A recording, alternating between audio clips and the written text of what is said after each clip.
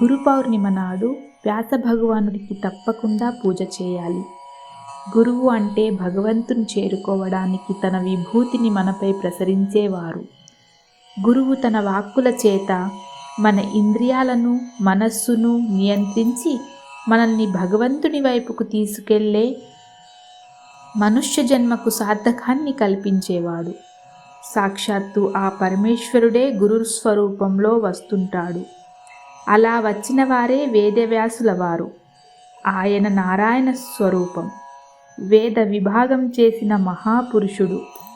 శ్రీమన్నారాయణుడి అవతారాలలో 17వ అవతారం వేదవ్యాసుడని భాగవతం చెబుతుంది.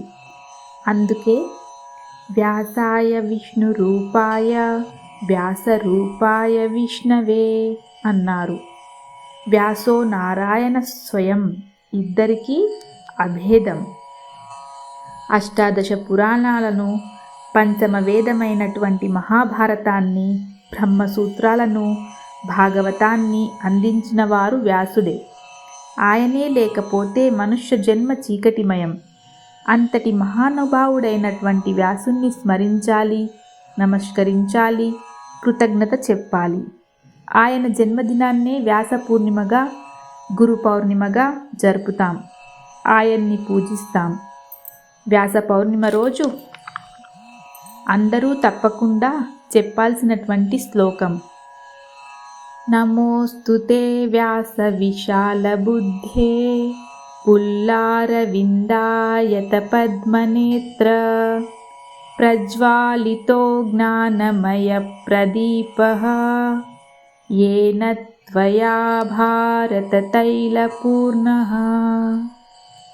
नमोऽस्तु ते व्यास विशाल बुद्धे पुल्लारविन्दायत पद्मनेत्र प्रज्वालितो ज्ञानमय प्रदीपः येन त्वया भारत तैलपूर्णः. వ్యాసుడు 4 ముఖాలు లేని బ్రహ్మ, 2 భుజాలే ఉన్న విష్ణువు, 3వ కన్ను లేని శివుడు, సమస్త వాంగ్మయానికి సూర్యుడు. అలాంటి వ్యాస భగవానుడికి సాష్టాంగ దండ ప్రణామాలు. హరి ఓం. మరిన్ని వీడియోల కోసం లైక్ చేయండి, సబ్స్క్రైబ్ చేసుకోండి.